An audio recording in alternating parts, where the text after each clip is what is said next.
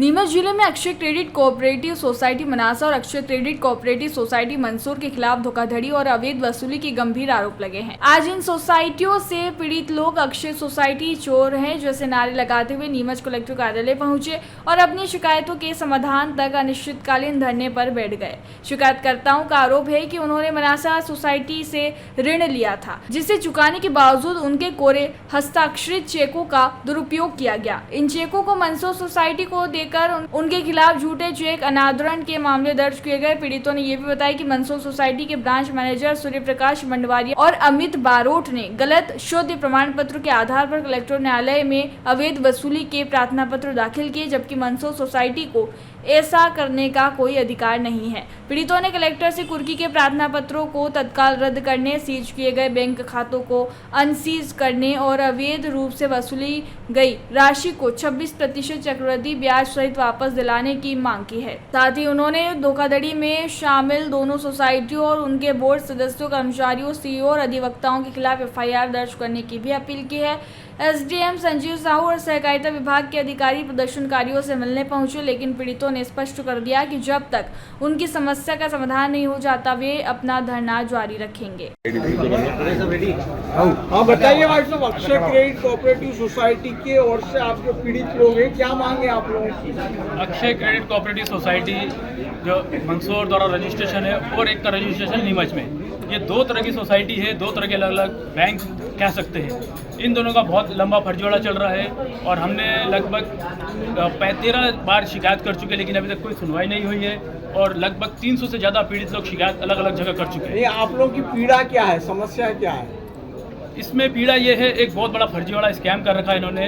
ये मनासा की सोसाइटी है जो अपने खातेदारकों को लोन देती है, जब उनका लोन जमा जाता है तो उनके चेकों का दुरुपयोग करने के लिए अपनी एक जैसी नाम वाली सोसाइटी जो मंसूर में है उसको चेक दे देती है और वो वहाँ पर जाकर चेक अनादरण के केस लगाते हैं और कुर्की करवाने का मनासा में आदेश देते हैं, जिसका आदेश देने का इनकी संस्था जो है बोर्ड मेंबर अलग अलग है, लेकिन फिर भी मनासा में कुर्की का आदेश दे रखे हैं। आप लोगों की ओर से लोन लगभग मनासा में 100 से 150 व्यक्ति के कुर्की के आदेश दे चुके हैं, जिनमें इनको कोई अधिकार नहीं है। और जैसा कि इन्होंने बताया गया है, मुकेश माली इनका एक अधिवक्ता है और अभय सोमानी, इनके द्वारा पूरी ही कूट रचना की जा रही है इस मामले में। नहीं, लोन नहीं जमा हो रहा होगा तब कार्रवाई कर रहे हैं कि आपने लोन जमा कर दिया उसके बावजूद? लोन जमा होने के बाद भी कार्रवाई कर रहे हैं, उल्टा झूठे केस में फंसाया जा रहा है और उसकी शिकायत हमने हर जगह कर दी है, लेकिन कई बार शिकायत आप लोग कर चुके हैं? लगभग 13 से 14 बार हम शिकायत कर चुके हैं और कम से कम 300 ऊपर व्यक्ति शिकायत कर चुके हैं। लोगों की क्या मांग है? आज हमारी ये मांग है, जब तक हमें न्याय नहीं मिलेगा, जब तक प्रशासन हमारी नहीं सुनेगा, हम यहीं बैठेंगे और अन्न जल का त्याग करेंगे। लोन पर ब्याज क्या वसूल रहे हैं? इनकी लोन पर ब्याज जो रहती है वो 150 से 200% ब्याज होती है। एक सीधा सा आपको बताता हूँ, एक व्यक्ति हमारे साथ यहीं पर मौजूद है, इनका व्यक्ति का 30,000 का लोन था और आज इनसे 2.5 लाख मांगे जा रहे हैं। तो एक विचारणीय प्रश्न है, जिस व्यक्ति ने 30,000 का लोन लिया था वो 2.5 लाख कैसे हुए और 300% जा रहा है, लेकिन प्रशासन सरकार कोई नहीं सुन रहा, उल्टा इन पर केस लग रहे हैं, इनका घर कुर्की कराया जा रहा है, वे ये पैसा नहीं जमा कर रहे हैं। ऐसा एक व्यक्ति नहीं है, ऐसे कम से कम 2 से 3,000 पीड़ित व्यक्ति हैं। आपका नाम? विकास मांगा। क्या मामला है और क्या अब तक आपकी तरफ से कार्रवाई हुई है? अच्छी सोसाइटी में कुछ शिकायतें आई थी और मतलब काफ़ी शिकायतें भी आई हैं, कुछ इस तरफ से भी आई है।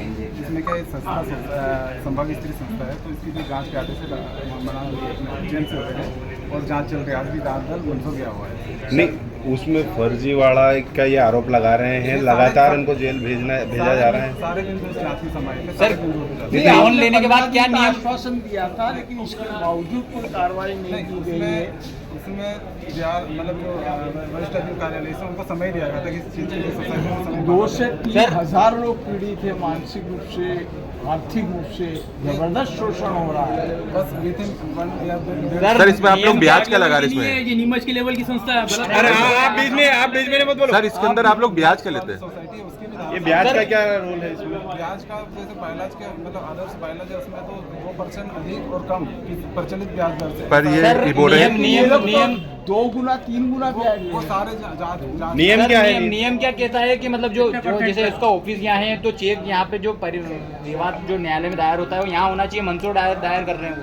ये भी यही होना चाहिए क्योंकि कार्य क्षेत्र यहाँ है, लेकिन अगर ये जो शिकायत में बिंदु आया है कि ये दूसरी जगह दायर कर कर ही रहे हैं सर, वो तो आई है, तो फिर क्या कार्रवाई आपकी ओर से हो रही है इसमें? कार्रवाई एक बात ये आ रही है कि जांच के आड़ में जो वो मिलीभगत का आरोप लगा रहे हैं कि आप जांच की बोल के मिलीभगत कर रहे हैं उनसे, ऐसा बता रहे हैं बिल्कुल निराधार तो इतनी लंबी जांच कैसे हो गई? वो सामने दिख रहा है तो क्यों नहीं दिख रहा आपको? जब हमको दिख रहा है कि गलत हो रहा है तो प्राथमिक तौर पे उस कंपनी पर क्या एक्शन लेंगे आप?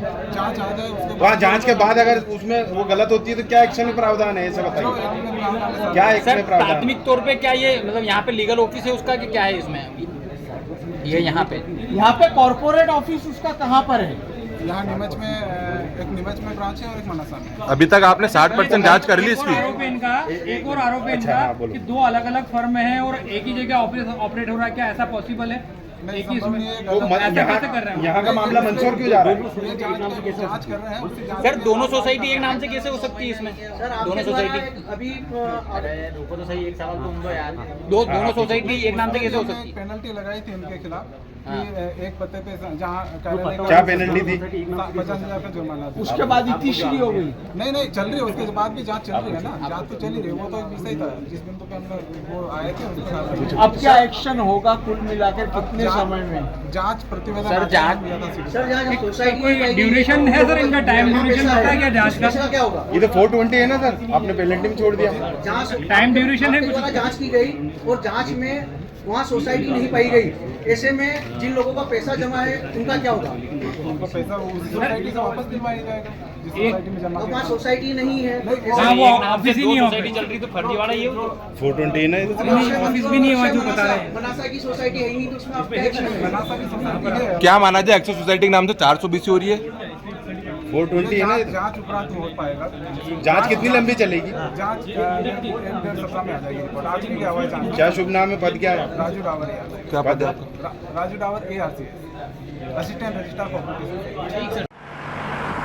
जयराम जी, किशन काका, राम राम भाई, राम राम। क्या दोनों भाई बैठ के क्या हिसाब लगा रहे हो? ऊटी लहसुन के भाव आ गए क्या? अरे नहीं रे दादा, ये अपना रमेश नया मकान बनाने के लिए लोन ले रहा है। हिसाब किया तो पता चला कि लोन का पैसा तो ईंट और रेती में ही पूरा हो जाएगा।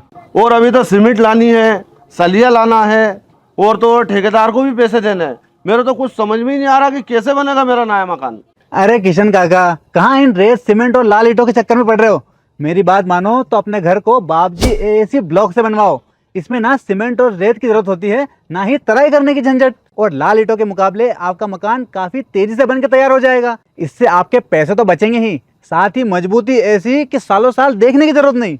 और इससे आप अपना मकान ही नहीं, कुएं और खेत की बाउंड्री वॉल भी बनवा सकते हो, जिससे रोजड़ों की समस्या भी खत्म हो जाएगी। वाह भाई, ये तो कमाल की चीज है। फिर तो मैं अपना घर बाबजी ब्लॉक से ही बनवाऊंगा और मैं अपने खेत की बाउंड्री वाल। ज्यादा जानकारी के लिए स्क्रीन पर दिए गए नंबर पर अभी कॉल करें। बाबजी AAC ब्लॉक्स, स्टील से मजबूती।